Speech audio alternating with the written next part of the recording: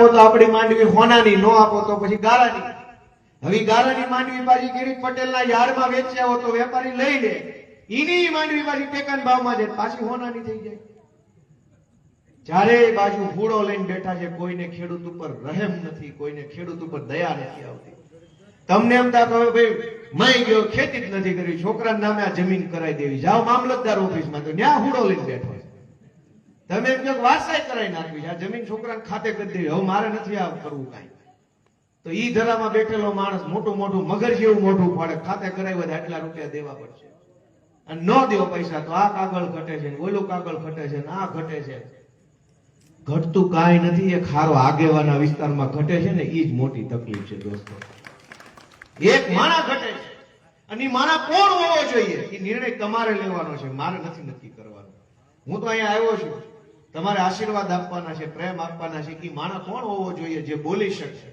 એક ગરીબ માણસ જેની માથે છાપરું ન હોય, ઘરનું રહેવાનું ઘર ન હોય, મજૂરી કરતા હોય કોકના ખેતરો, એવી આશા રાખે કે ભાઈ મને કઈક સરકારી યોજનામાં આવાસ બાવાસ મળે તો કઈક સારું ઠેકાણું થઈ જાય. પ્રાંત ઓફિસોમાં, મામલતદાર ઓફિસોમાં, ટીડીઓમાં ધક્કા ખાઈને માણસ પોતાની હાલતને સ્વીકારી લે કે હવે તેલ લેવા ગયું, સરકારી આવાસ જે છે એમાં પડ્યા રહ્યો. થાય છે નથી થતો આવું? આ કાગળ લાવો, ઓલું કાગળ લાવો, આ સોગંદનામું કરાવો, બાર ઓલી ઝેરોક્સની દુકાન છે ત્યાંથી કૂપન લઈ આવો, અહીંથી ફોર્મ લઈ આવો. રજા પાડીને માણસો વિસાવદરના ધક્કા ખાતા હોય. તમારે તો ઓરું છે, આખેવાળા ગામવાળા કેટલાય લોકોને આવવાનું, વિસાવદર આવવાનું ઠામ ઠેકાણું નથી હોતું. ગામમાંથી બસો નથી હાલતી, ગામમાં ટેમ્પા નો હાલતા હોય.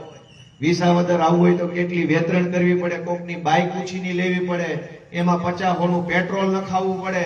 એ બધો એક દિવસ ખેતરે રજા રાખવી પડે. એ બધું કરીને વિસાવદર જાવ તો સાહેબ કે કાલ આવજો, ઘડીકમાં કહી દે. હવે ઈ વાતની એના તાલુકાના સભ્યોને સરપંચને ચિંતા નથી, પણ ગોપાલ ઇટાલિયા કયા ગામનો છે એની ઉપાધિ બહુ છે. તમને જે ઉપાધિ કરવા મત આપ્યા છે એ કરો ને ભાઈ. હું જાનો હોઉં ન્યાનો, હું ક્યાં ખરાબ માણસ? મેં ઇકો ઝોનમાં આવ્યો તો તે દિવસે મેં કોઈ ખરાબ વાત નથી કરી. લોકોની લડાઈ લડવાની થઈ ત્યાં સુધી મેં લડ્યા. હું દોસ્તો એવું કહેવા માંગુ છું કે આ ખેડૂત ઘરની બહાર નીકળે એટલે ચારેય બાજુ કાપી લેવા વાળા માણસો કૂડો લઈને બેઠા છે. એને રોકશે કોણ? એને કોણ રોકશે? અને રોકશે નહીં તો શું હાલત થશે આપણે બધા વિચારવાની છે દોસ્તો. આપણને જયારે ટેકાના ભાવમાં રજીસ્ટ્રેશન કરાવ્યું હોય એટલે એક હામટો બધા મેસેજ આવી જાય, આખા જિલ્લામાં આખા તાલુકામાં મેસેજ નાખી દે. એટલે હંધાય ટ્રેક્ટરો ભરી ત્યાં લાઈનમાં ઉભું રહેવાનું. 2-3 દિવસ સુધી પાર્લેના પડીકા ને વેપારીઓ ખાઈને કબજિયાત થઈ જાય, પણ વારો ન આવે.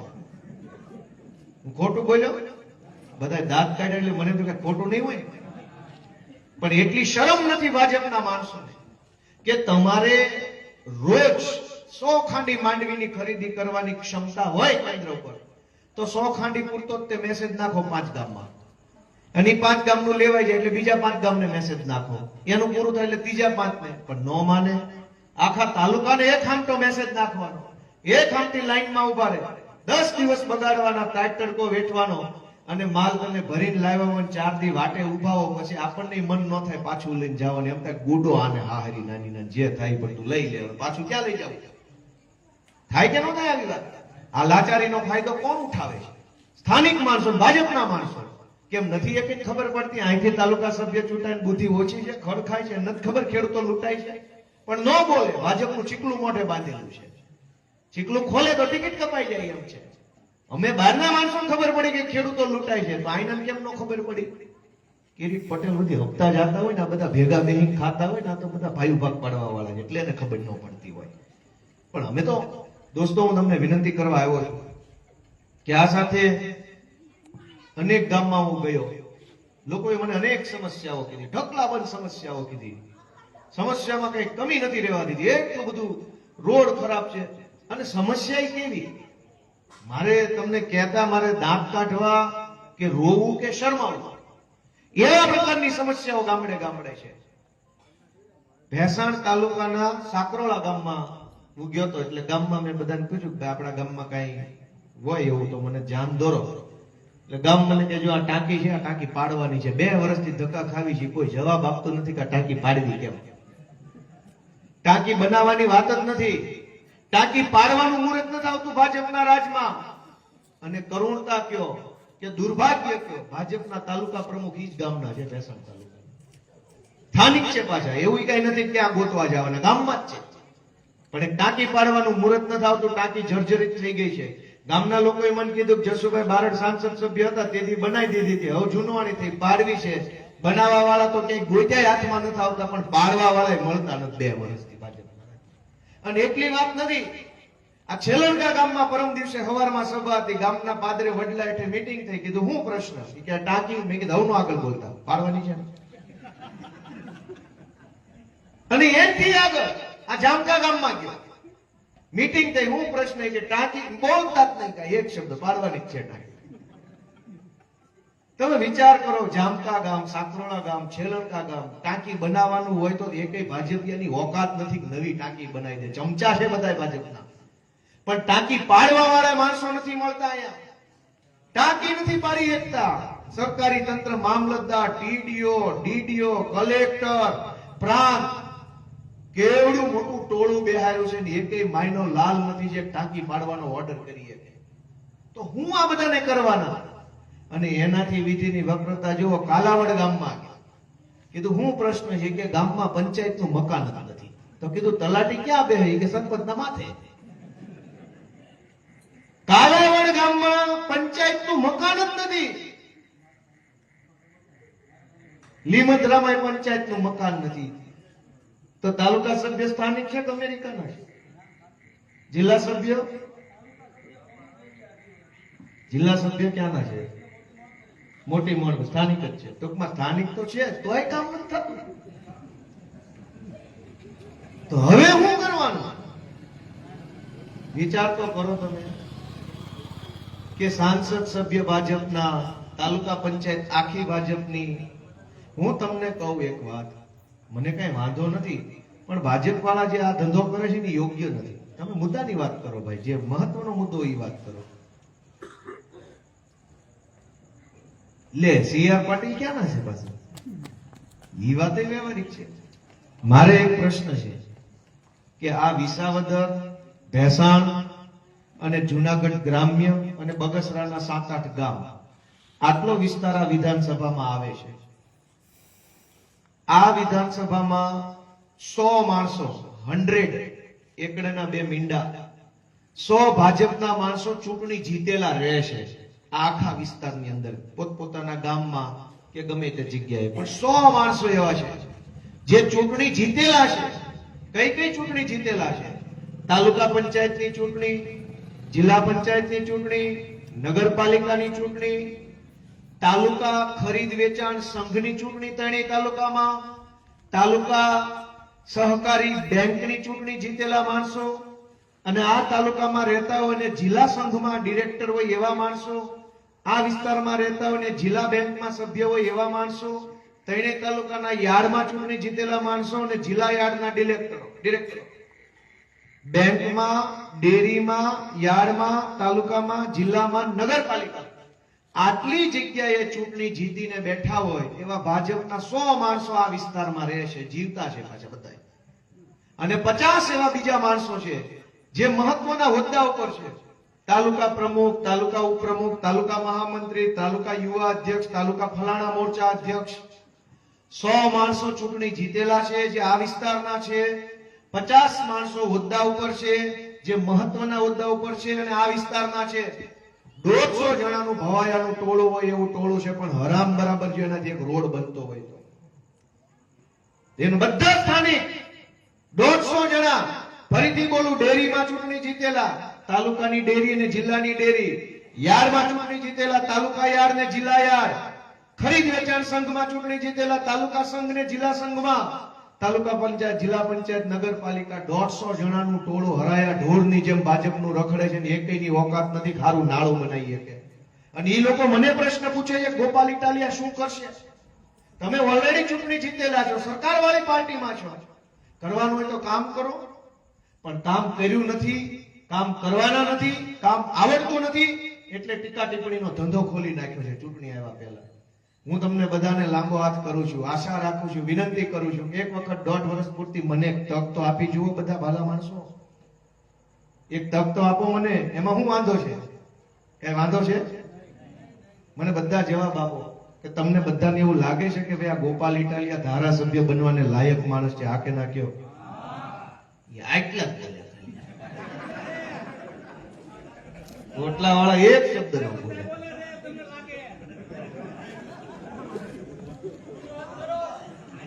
તમે બધા મને જવાબ આપો, ભલે ખોટું ખોટું ઘડીક આ પાડી દો વિડીયો માં. તમને બધાને એવું લાગે છે કે આ ગોપાલ ઇટાલિયા ભણેલો ગણેલો યુવાન નીડર બોલી એક એવો ધારાસભ્ય બનવાને લાયક માણસ છે? બધાને લાગે છે? અમારું ધ્યાન નતું આવતું. કાંઈ વાંધો નહીં, બધા આપણા વડીલો છે, પણ હું તો એટલી વિનંતી કરતો જાઉં છું કે બહુ અન્યાય અત્યાચાર આપણે સહન કર્યો છે. આ આખા ગુજરાતમાં ભાજપે દાટ વાળ્યો છે બધાનો. મેં તમને કીધું એમ કે કોઈને વતાવવા નથી થતા. તમે જે કઈ ભાજપનો ધંધો શું છે કે તમારું કામ નહીં કરે. જેમ કે ધારો કે તમે એમ કહો શોભાવડલાથી બરડિયાનો રોડ અથવા વિસાવદરથી આઈનો રોડ, અહીંથી આઈનો રોડ, દુનિયાભરના રોડ છે. તમે રોડનો પ્રશ્ન ઉઠાવો તો ભાજપ રોડ બનાવવાનું કામ નહીં કરે, પણ રોડનો પ્રશ્ન કોને ઉઠાવ્યો? ઉઠાઈ લો એને, ભાજપમાં લઈ જાઓ. તમે એમ કહો ઇકોઝોનનો પ્રશ્ન છે તો ઇકોઝોનનો પ્રશ્ન ભાજપ સોલ્વ નહીં કરે, પણ એમ કે છે કોણ ઉઠાવે છે પ્રશ્ન? લઈ લો, ઉઠાઈ લો, લઈ લો, ગોડાઉનમાં ભરો. શું ભાવે આવે છે? તમે એમ કહો કે ભાઈ અહીંયા ટેકાના ભાવની ખરીદી કેન્દ્ર પર અન્યાય અત્યાચાર થાય છે, વિરોધ પ્રદર્શન, તો એ અન્યાય અત્યાચાર ભાજપ બંધ નહીં કરે. કોણ અવાજ ઉઠાવે છે? આંદોલન કોણ કરે? લઈ લો, લઈ લો, ગોડાઉનમાં મૂકી દો, ભાજપમાં લઈ લો. જે માણસ અવાજ ઉઠાવે, લોકો માટે બોલે, પ્રશ્નની વિરુદ્ધમાં બોલે, એને ઉઠાવી લેવાના, એફઆઈઆર કરવાની, પોલીસ મોકલવાની, ગુંડા મોકલવાના, એના કાર્યક્રમ ડિસ્ટર્બ કરવાની કોશિશ કરવાની, આ ધંધો થઈ ગયો છે ભાજપ વાળાનો 12 માસ. દોસ્તો, કામ નહીં કરે એ લોકો. હું તમને વિનંતી કરતો જાઉં છું કે કામ કરવાની અમને આદત છે, કામ કરવાનું અમને આવડે છે. ભગવાને મને નાની ઉંમરમાં ઘણો અનુભવ આપ્યો છે કામકાજ બાબતે. મેં તમને કીધું હું 35 વર્ષનો છું, પણ પોલીસમાં રાઇટર રહી ચૂક્યો, ક્લાર્ક રહી ચૂક્યો, વકીલ તો હું છું જ અત્યારે ચાલુ, આંદોલનો કર્યા, જેલમાં ગયો. બધા જ અનુભવો ભગવાને મને આપ્યા છે. અને તમે એક તક આપશો તો હું ખૂબ સારું કામ કરી શકીશ. આ વિસ્તારના લોકો માટે અનેક પ્રકારનું સારું કામ કરી શકીશ. પ્રશ્ન મુખ્યત્વે મારી સામે જે આવ્યા એ પ્રશ્નને જ્યારે મેં વિચાર્યું કે આટલા બધા પ્રશ્નમાં સૌથી મહત્વનો પ્રશ્ન છે રોડ બનાવવાનો. કોઈ એવું ગામ નથી કે જેણે રોડ બનાવવાના પ્રશ્નની રજૂઆત ન કરી હોય. બીજા નંબરના અનેક પ્રશ્નો છે. કોઈ ગામમાં નવી જમીન માપણીને લગતા પ્રશ્ન છે, કોઈ ગામમાં ઇકોઝોનનો પ્રશ્ન છે, કોઈ ગામમાં આ આપણે વાત થઈ એમ આ ટેકાના ભાવની ખરીદી કેન્દ્રના ભ્રષ્ટાચારનો પ્રશ્ન છે, ક્યાંક પંચાયત મકાન નથી બનતું એનો પ્રશ્ન છે, ક્યાંક ટાઈમે પશુ ડોક્ટર નથી આવતા એનો પ્રશ્ન છે, ક્યાંક જંગલ વિભાગની માથાકૂટની જાણ કોઈએ કરી, કોઈ ગામમાં 2 નંબરનો નમૂનો નથી નીકળતો પંચાયતમાંથી, કોઈ ગામ નવા બનેલા છે, મૂળ ગામ ડૂબમાં ગયું છે ડેમમાં, નવા બનેલા ગામમાં સનદ છે પણ પ્લોટ ખાતે નથી થતો, એ પ્લોટ ઉપર લોન નથી મળતી, પ્લોટનું વેચાણ નથી થતું. કોક ગામમાં 0 નંબર વાળી હાથ બાર નીકળે છે. આ શોભાવડલા લશ્કર ને લશ્કર ગામમાં, હા, એમાં હાથ બાર 0 નંબર વાળી હાથ બાર નીકળે. હાથ બારમાં નંબર નહીં. કેટલાક ગામની હાથબારો પર લોન નથી મળતી, કેટલાક ગામની હાથબારોમાં મંડળી વાળાએ કરી નાખ્યું છે લાંબા ગાળાનું. અનેક બધા પ્રશ્નો છે. પણ મને એમ લાગે છે કે આ બધા પ્રશ્નો મને લોકોએ જે કીધા એ બહુ મોટા પ્રશ્નો નથી. એવડી મોટી વાત નથી કે આનો કોઈ રસ્તો જ ન હોય. પણ 15-15, 20-20 વર્ષથી લોકો ટલ્લે ચડી ગયા છે. નહીં જેવી વાત છે ને રસ્તો ક્યાંય નીકળતો નથી. નહીં જેવી વાતો માટે હજારો લોકો દુખી થાય છે, ધક્કા ખાય છે. 1.5-2 કિલો કાગળની થેલી ભરીને મામલતદાર ઓફિસે જાવ તોય પાછા 5 કાગળ ઘટતા હોય છે. અને જેથી તમને એમ લાગે કે બધા કાગળ આવી ગયા, હવે કાંઈ ઘટતું નથી, આજ તો કામ થશે, એવા આત્મવિશ્વાસથી પગથિયું ચડો કે આજે સર્વર બનશે. એક છોકરો તો જાણે આપણે ધક્કા ખાવા જ રાખવો પડે ને એવી હાલત થઈ ગઈ છે. તું ભાઈ આને ધક્કા ખાવા વાળો. આપણે નતો માનતાનો છોકરો આવતો પેલા એ કે અમારા મોટો મહેશ છે ને માનતાનો છે અને નાનો રમેશ. એમ એક આપણે ભાજપનો માનતાનો રાખવો પડે એમ કે આ ભાજપનો માનતાનો હું કામ ધક્કા ખાઈ કરે પ્રાંતથી ટીડીઓમાં ડીડીઓ તલાટી પાણી પરિચય એમાં પણ અમારે માનતાનો છે. કેમ કે આવી પરિસ્થિતિ છે. દોસ્તો, હું તમને એમ વાત કહેતો હતો કે એટલી બધી આટલા બધા પ્રશ્નો લોકોએ મને કીધા.